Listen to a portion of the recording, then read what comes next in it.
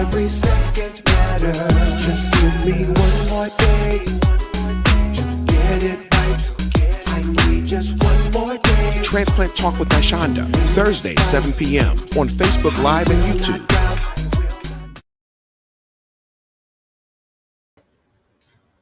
Good evening, everyone. Welcome to Transplant Talk with Nashonda. I am your hostess with the mostest, and happy Thursday to everyone. It's a thankful Thursday that we are here today. And again, I am so happy to be the host for Life Quest this month, because this month is National Multicultural Awareness Month. And so this month we are talking and speaking with the multicultural community about their experiences with organ donation. And of course, I have to just reiterate every time that Save 1,000 Lives is a nonprofit, and we are in the business of registering people to become organ donors. And our mission is to get 1,000 people to become organ donors in honor of my late husband. And a quick shout out to Mr. Cleveland, who wrote my promo song. And I just love it. I just love that God put it on his heart and blessed him to come up with those lyrics. And I'm just blessed to have such a wonderful, wonderful friend in Mr. Frank Cleveland. So thank you all so much. But if you would like to become an organ donor, if you go to Donate Life Florida, here's your information here. Fill out the top part, your name, and once you get to the bottom, how did you learn about it? Just click other and then Save 1,000 Lives. And also, if you're here, of course, you know I want to know, where are you from? Where's everyone from? Represent your city or state today. Represent your city or state today. I would love to hear from you.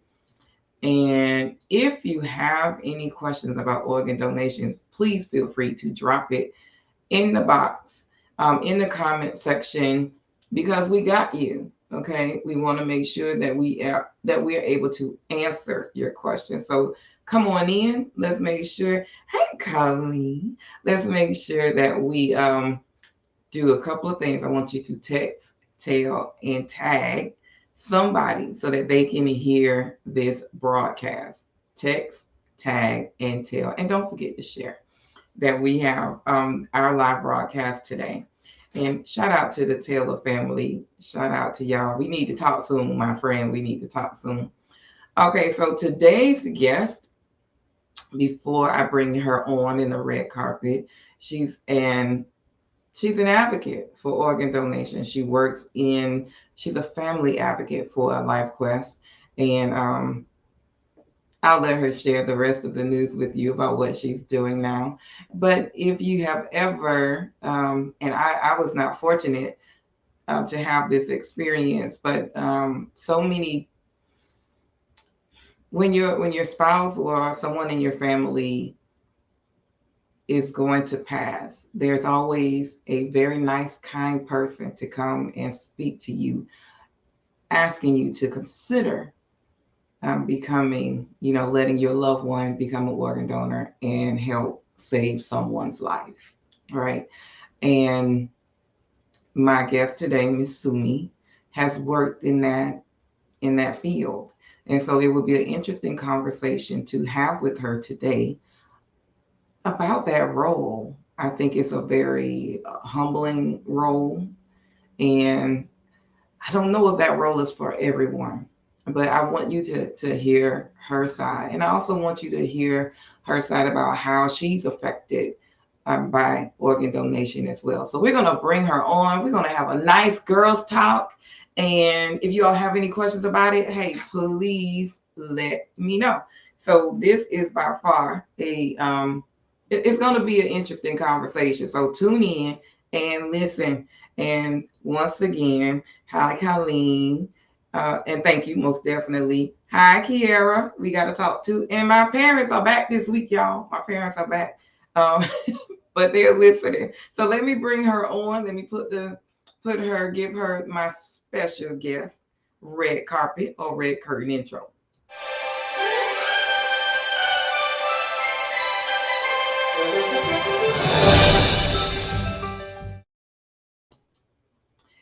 Hi, Sumi. How are you?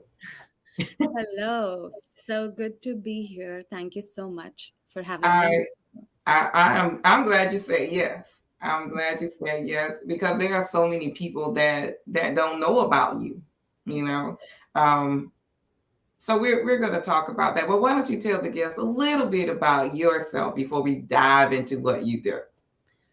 All right, definitely. So, my name is Sumi Kiran, and I hail from India. I moved here to United States in 10 years ago in 2012. I moved here into Jacksonville, and then I started uh, working with Catholic charities here as in the homeless population. And then we had to move to New York for some time. So it was actually in New York that I started my journey with in donation, organ donation. So I have a master's in social work, and I was very curious about organ donation and in general how does it work here, and this is just like I was very passionate about it, and that's how got uh, I started working with Live On NY was the company, and that is an OPO out there in New York. So that's where I first became a family advocate there. And then when I moved back here to Jacksonville in 2018, since then I was with LifeQuest doing the same thing. I'm being a family advocate. What does family advocate mean? Let me just tell you a little bit about that. So basically, we go in, and as a family advocate, we would support family as donor families through the process of organ, tissue, and eye donation. And we have to be accurate and compassionate while doing this. So, but I was a family advocate with LifeQuest for a long time and very involved. And then I still am with organ donation, but I've recently I have started working with LifeNet Health, which is a Mhm. tissue partner here in Jacksonville area. So that's where, and now my role is more about aftercare. So when a family becomes uh, we call them donor families, our donor families, we do provide them grief and bereavement support. So that is my role now. I provide that support to the families later on, because like everybody has a unique journey Yes. of grief, Yeah. and so we just be a companion, and we thank them, we remember their loved ones through this, and we continue that journey and be a companion to them in their grief. So, and I do want to take a moment just to let e- all the viewers know that even though right now I'm an employee of LifeNet Health, Mhm. but on this forum I'll be sharing from a personal perspective, so just Yeah. these are just my experiences in the community.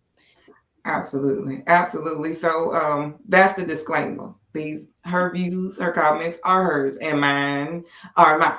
Okay, so the, thank you for the disclaimers, just so that everyone knows, and nothing happens behind that. So it's very interesting to have this conversation because I never did. So I never have that picture of someone coming to me and saying, "Hey, would you consider allowing your husband to become an organ donor?"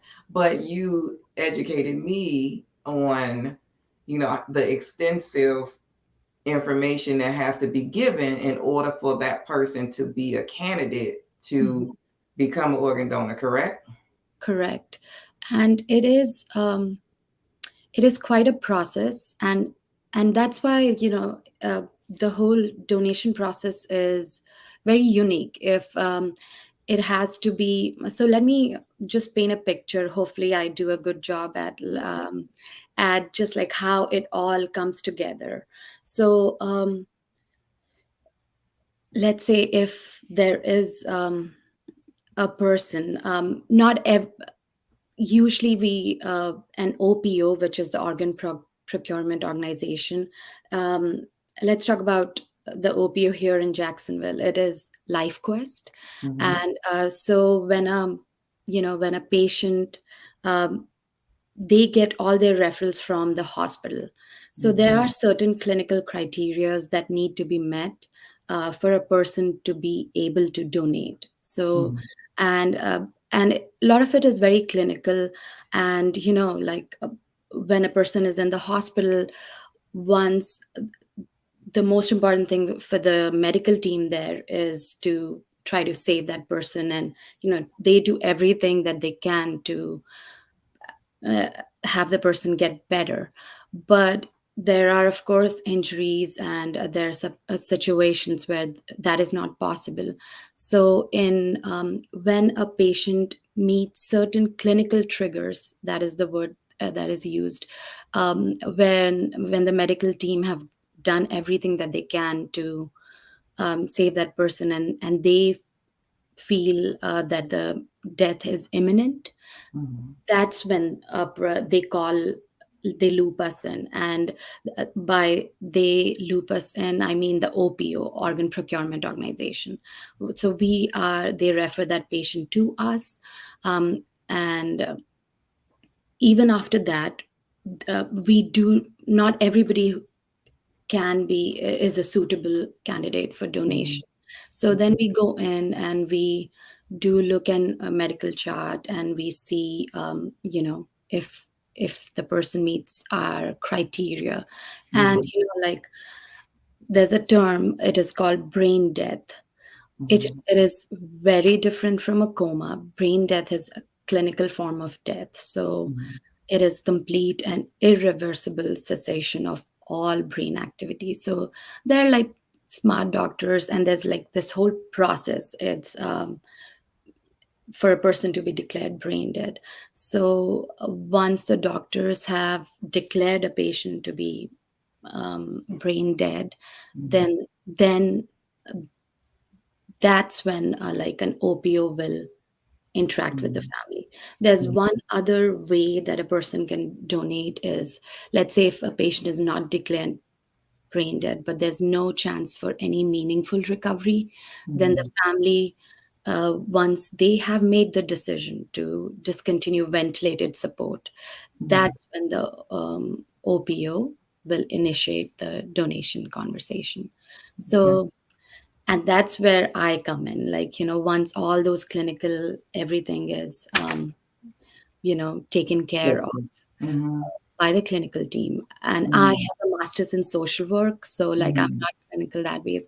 I'm very much like, when I'm there in the hospital, I'm very much for the donor family.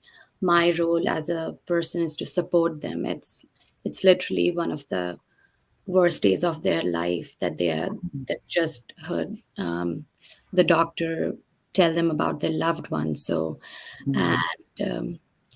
and then after a pause, we do realize how sensitive this and delicate the situation is. So we do Yeah. take some time before we go in and present this option of donation to the family. So it is a high stake conversation at that time. Right.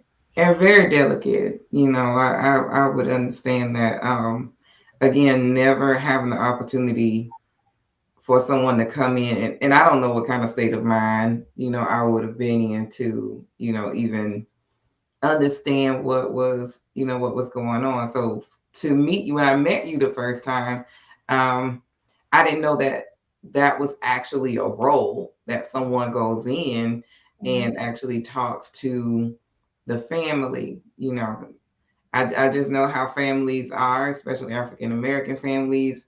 I've met a pastor's family, and he explained to me that one of his daughters, Mhm. she wasn't going to make it, and they asked her, several times. hey, would you consider your daughter becoming an organ donor because she, she has her heart is still good, so Yeah. she's a viable candidate. And of course, they said no, and the daughter passed away. And I don't know the time stamp between one daughter needing it and the next daughter needing the transplant, but then he needed someone to say yes to Yeah. his daughter to save her life. So I thought that was very interesting. And, when I went to speak to them, I remember July 1st in 2019 or 2018, when I went to speak to them, he said, this has changed our life forever. And um, we're proud to say that we support organ donation because someone saved my daughter's life. So I need for the audience to understand, be very, very careful, before you say no to somebody, because you never know when you or somebody in your family would be in need. So please be careful. Just take it under consideration. And Sumi, you told me that there's extensive training. So this is not them saying, "Hey, Sumi, we trained you for a day, and then you are gone." This is what they are going to throw you in. They would throw you into the fire, or throw you like a pack of wolves. Yeah. But you had how many months of training before actually, speaking to your first family? Yeah, so it is an extensive training, and it is such a we have a 6 month training period, Mm. almost, I guess, at all OPO, organ procurement organization. If you come in, if and that 6 month is like before you even open your mouth in front of a family, you have to Mhm. like go through um, tons of training, simulation. I remember in New York, they would have real actors come in, and it's like when I'm in a room talking to a real family, there's like no two situations are same. So like Right. it's different for every family, and that's why it's like it's the more you see, and you have to be comfortable in what you are saying. It's a big Mhm. ask, and we are trained professionals, like hospitals, like doctors and nurses, they cannot bring up the topic of organ donation.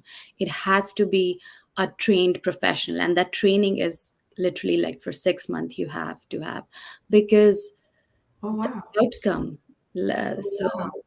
Well, that so you just gave us some more pertinent information that the doctors they don't bring it up, there which is, so many people think, and this is why we have to make sure that we educate everyone, because I didn't know that as well. So thank you for that. sometimes like we have families asking for donations. So what we train, like, and all the OPOs have a hospital development, is like, if the family brings up organ donation, just so the doctor's medical team should inform us, contact an OPO and have somebody come in and answer your questions, because like medical professionals, they are in a different situation. Their heart is in, like, they want to save the patient, and to avoid that conflict of interest, plus they don't know how everything, they're not trained to answer all the questions there. Right, It's right. just a And even like when we are talking to the family, there's like so many things to explain. It's Mhm. When it boils down to it, it is a simple yes or no. But if it's a yes, you have to explain what you're signing up to, signing into at the time. So that explanation and that compassion, we want it we want to do right by the family. Mhm. So that's why it's very important to have a trained professional, and we take that training very seriously. Like, it's 6 months of training. They're shadowing people. You um, any senior. I actually became a senior family advocate at LifeQuest before I moved. So I Okay. had the opportunity of training a lot of new people in my team. Mhm. With more hospitals coming in the area, it's just a lot, and it is a on-call job. So like, Right, right. You were telling me you were on call. All yes. right. Oh, wow. So there's a question. Does it matter if the person has organ donor on their license? Uh, I would say how it does matter, that if you are a registered organ donor, it doesn't matter in terms of your care. Like, the medical team doesn't know about your driver's license status, Thank you. so Thank they are going to do they don't they are not they're going to do everything to save your life. And only when, like, a patient is referred to us, only OPOs, like a trained professional, we can look into the driver's license or the DMV registration and see if a person is registered or not. And that does, like, make a difference in the sense, a conversation is different, because and I'll tell you, like, for the families, it makes such a big difference to know one's mind. Like, if you are a registered donor, it'll make it so much comfortable Make for it the easier. family to make that Right. decision. Yeah. Yeah, it's clear that you want to be an organ donor. They're not second guessing at the time. Right. Right. Like, there's lots of decision, there's lots of things happening at the same time. So if if a person has a donor, is a registered donor, then it makes it easier for the family. But we will still talk to the family, support them. And if the family has not had the chance to look at the license or anything, we will Mhm. go in and find the document and just show them, listen, this is it. Right. And Right. And I'm glad you made that clear as well, because so many people will say, if I go into there, they're gonna look at my driver's license. As many times as I went into the emergency room, with my family, with my husband, even myself, Mhm. they never asked to see, my driver's license. And so I want that myth, you know, we need that myth gone. We need to make sure that people understand that the doctors, they don't have time. Well, wait, we can't go anywhere until you show me that you're a driver's license, not when they're trying to save your life. Exactly. So I think people, really need to understand that. And, the interesting part about your role is that you've been on the front end as well as the back end now. And again, congratulations on the new position that you're in. And that makes you very, very unique, you Yes. know. So I'm pretty new in this new role that I have. So I Mhm. started August 15th. So I'm still Mhm. learning, but I'm just excited. So whenever I would go in and speak to the family, I've always, like, I have that bond and I enjoy my time with the family. Like, I Mhm. would want to support them, be a companion, just like it, it's such a trying time for everybody. So it brings out the compassion in me. So now in this role, I'm very excited to be working with those families for a longer period of time. So LifeNet Mhm. Health has 30-month of bereavement support, grief and bereavement support to the all the donor families. So 30 months. 30 months. 30 months. Yes, That's amazing. That is amazing, because I'm telling you, with other jobs, you might have 1 or 2 days to grieve, and then it's like get back to work.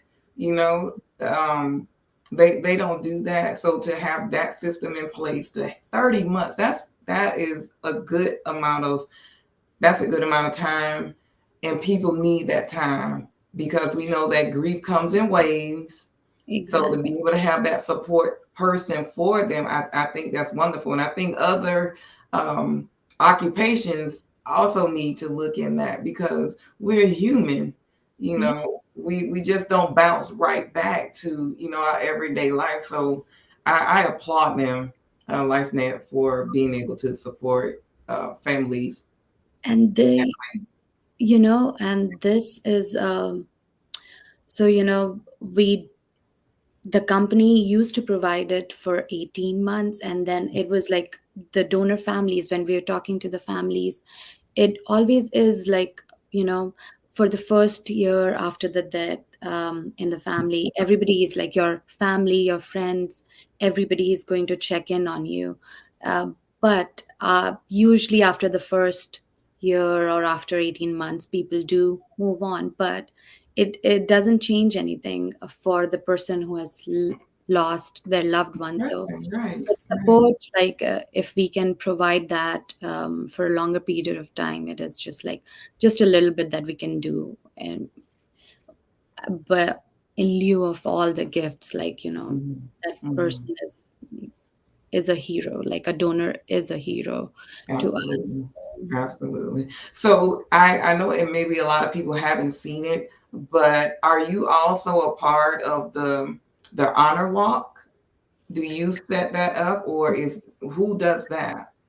So honor walk is really like, it is a beautiful experience. So it is organized by the hospital at the time, Mhm. like, hospital and the organ procurement organization. Everybody, we all of us are involved in this, and it is very much family led. Like, like we would ask, "Are you?" And sometimes some families say no, like because Too much. it's too much, Mhm. and it is overwhelming for them.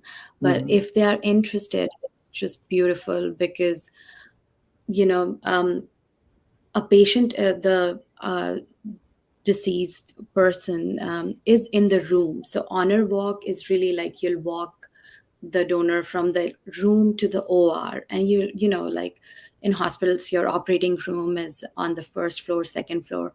So when the patient is going on his last journey to the OR for the recovery, everybody in the hospital will stop and form a line, and it's really like I have goosebumps anytime I think of it. And it's just beautiful. We take that moment to honor that That person. person, like, and there's little things that we do to honor that person's life, and it just goes on. It from that honor walk, I believe there are like many YouTube videos about that. They Yeah. are, and I've seen them, and I've also had a some friends to say that they were a part of it. I've never been a part of it.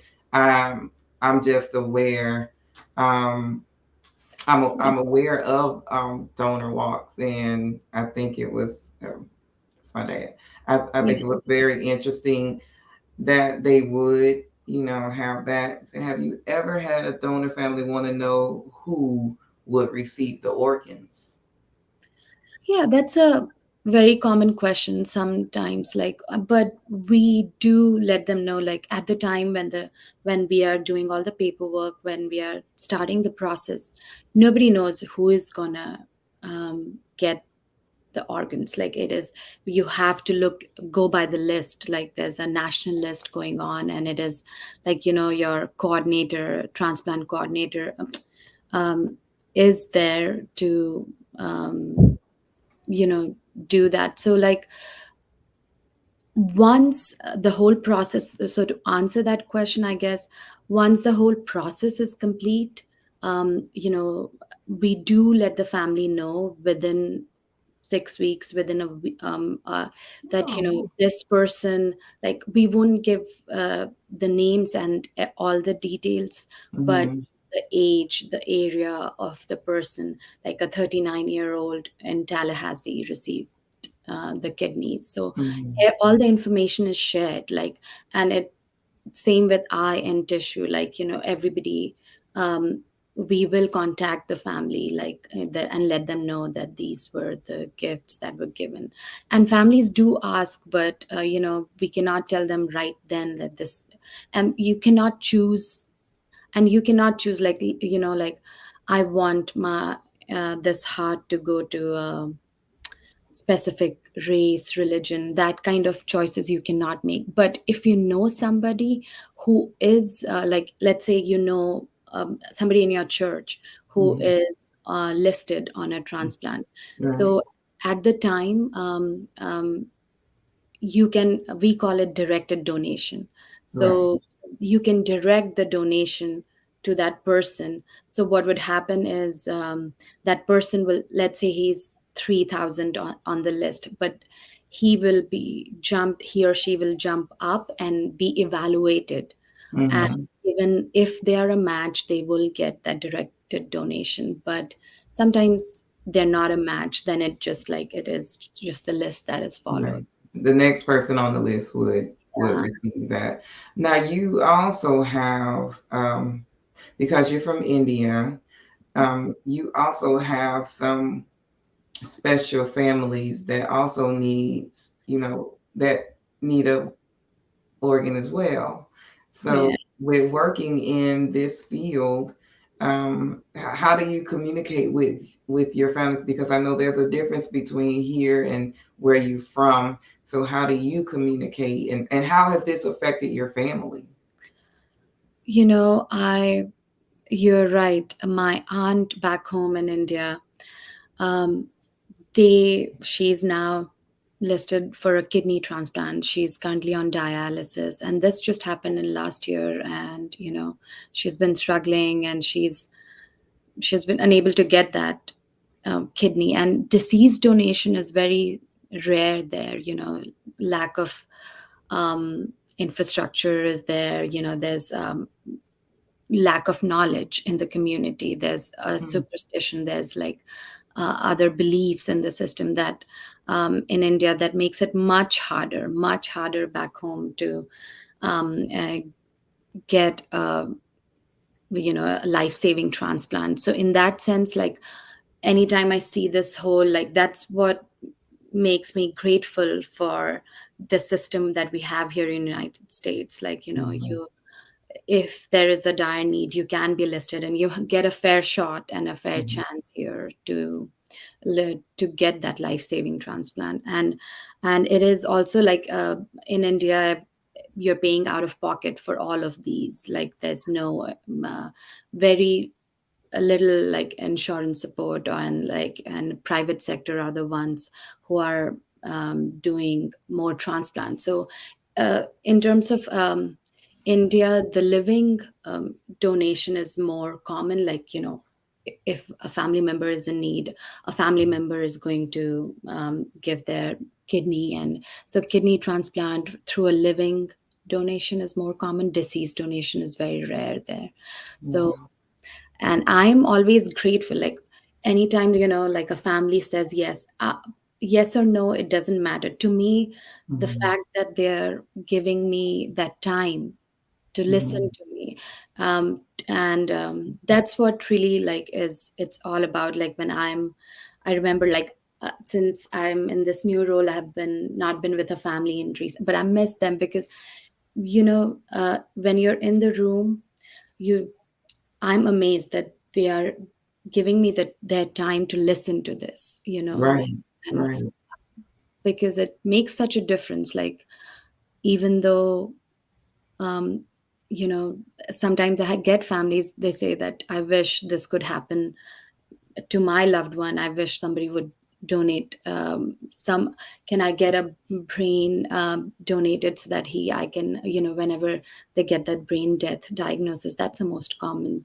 Like, Mm-hmm. why can't you do transplant and have him wake up?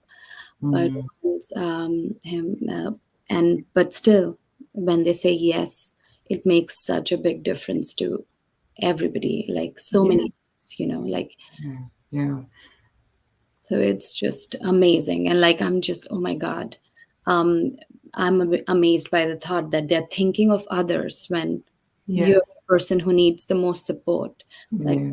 it's such a selfless act. Like, I don't believe there's anything more Right. selfless than this.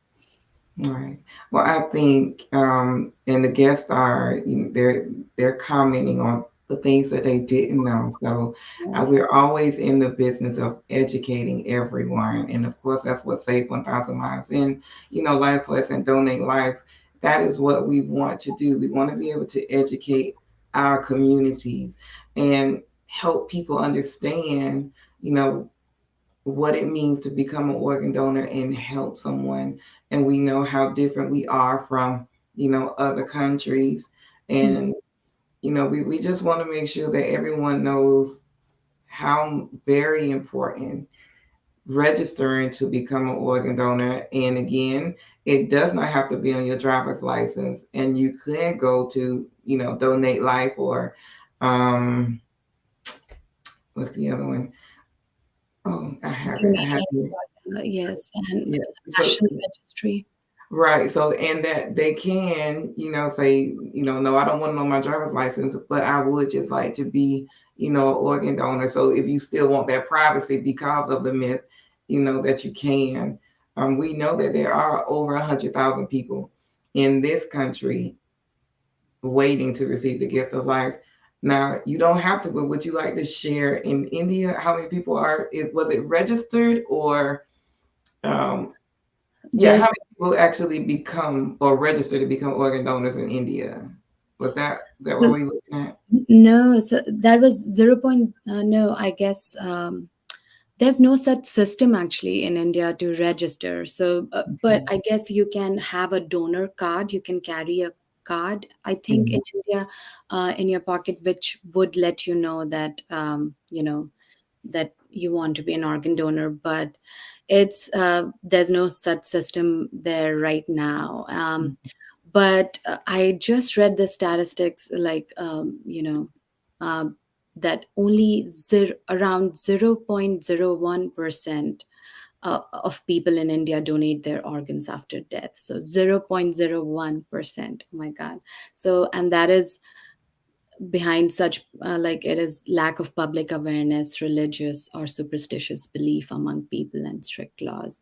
So that was like, you know, it's That's just, eye opening. That's eye opening to me, to hear yeah. that such a large population of people that 0.01%. Yeah. So in Wow. that sense, we have, I can say that Jacksonville people, our community here, I'm very grateful to them, because most of them have such generous heart, like to be open to this, like Okay, to Jacksonville. yes. We're And still waiting though. We're still waiting for more people in the multicultural community because and we're speaking multicultural. I'm African American. You've been from India, yes, um, and there are other, within the Asian communities, the Latino communities, we are still needing them to become registered organ donors as well. So it's not just, African Americans, it's all of us here in yes. Jacksonville where I am, that we're waiting for more African Americans and et cetera to become organ donors. So I'm pretty sure we can keep going with this conversation, but I told Sumi I would not hold her long. And you educated us so much with things that we didn't know, and as an educator myself, I always find that that very important. As long as you can leave with something new. If I taught you something, then I've done my job. And Sumi, you have done your job Thank today you with so much. helping, definitely helping us. Do you have any final words for anyone that's maybe on the fence about becoming organ donor? What would you say to them? So I would just say, like, like, just talk to your family. Talk to your family about what, how would you like it to be? It's because, you know, we don't like to talk about death and our last wishes as such, but it's just so important, because I see, like, families sometimes struggling with any decision, yes or no, so much. So it'll make such a difference for any, for your loved one. It'll make a lot of difference in that difficult time if you just let them know your wishes. And there's no bigger deed than this. Like, I'm a Hindu, so we do believe in dan. So this is really, dan is the word, it's a selfless giving. So there's Mhm. no, and we do believe, like, one of our beliefs is incarnation, or, like, you do your karma decides your fate in next life. So, and this is the biggest thing that you could do, like you. And as a person who has seen the other side as well, I would let you know that it just makes such a difference to all those other people, that other families and the recipients. It such makes a lot of difference in their life. So please do this. If just sign up to be an organ donor and have that conversation with your family about how and what would you like, because it just makes everything good, and this could be a silver lining for in amidst all that grief at the time. So Right, right. That's a lot to deal with at one time. I got to do this, I got to do that, and I know I was overwhelmed with it. Now we had the conversation, but we still wasn't thinking that it would happen as soon as it did. So please, ma'am, please, sir, everyone watching, have that tough conversation. We know it's tough, and immediately we'll go into our own little cave and say, "Yeah, I don't want to talk about it. It's too much." But you can talk about it now, or you can talk. You won't have that person to talk with when they're gone. So make that decision now. You do your crying if you have to, just to even kind of make that decision. But I've had this conversation with certain people. I'm like, please just have this stuff together because that's too much. So I did, and I talked with God. Hopefully he heard my cry when I asked him about certain things and certain people in my family. So that is going to be all for this evening. Sumi, again, thank you so much. You're going to end it on that note. Thank you, everyone, for watching. Thank you all for asking these questions. We will be back in September to make sure that you are part of Transplant Talk with Nashonda on YouTube. And if you all would please make sure that you go there, you see it. Let me make sure, go and subscribe. Don't forget to ring the bell. With Transplant Talk with Nashonda. If you also would like to be part of Transplant Talk with Nashonda and you see it, say 1000lives.squarespace.com, hit me up on Facebook. It's on the Nashonda Lara Moore or the Say 1000 Lives page, and I would love to have you on the show. We still have our part 2 with my guest from last week with Miss, they call her Auntie Tammy. So we'll have her on not next week, but we have a time that we're gonna set up, together. And y'all, let me tell y'all something. Y'all pray for me. Y'all pray for me, because when I tell y'all, this school year has been, and it's only been 9 days. Okay, we have 10 days tomorrow. We have 107. We have 180 days of school, and these 9 days have been, whoo. Okay, let me just say, I have 263 kids, y'all. 263. That is way too many. Y'all pray for me that they take some of these kids out of my class. We praying for the teacher shortage, because it's not just hitting us in Jacksonville. It is hitting teachers across our great nation. So that's all I'm going to say. Y'all just pray for me, and y'all have a great rest of your, Thankful Thursday. Okay, thank y'all for praying. Thank you, Sumi. So I just want to go back in and see. Thank you. Yes, the TTWN Nation. I just wanted to. Okay. Is that your friend? Yes, that's my husband. Hi, husband. She did a great job. All right. So until next time, guys, we're gonna play my theme song from the one and only Mr. Frank Cleveland. You all have a great one. God bless you. Good night. Thank you so much, Nashonda, for having me. And just a shout out to all the Indians here in Jacksonville. Yeah. Please register to be an organ donor and do the right thing here. Absolutely. We're going to end it right there. I need just one more day, just one more hour to speak the truth to power. Life's not that long, just a few short hours. So make each minute count, make every second matter. Just give me one more day to get it right. I need just one more day. Transplant Talk with Nashonda, Thursday, 7 p.m. on Facebook Live and YouTube.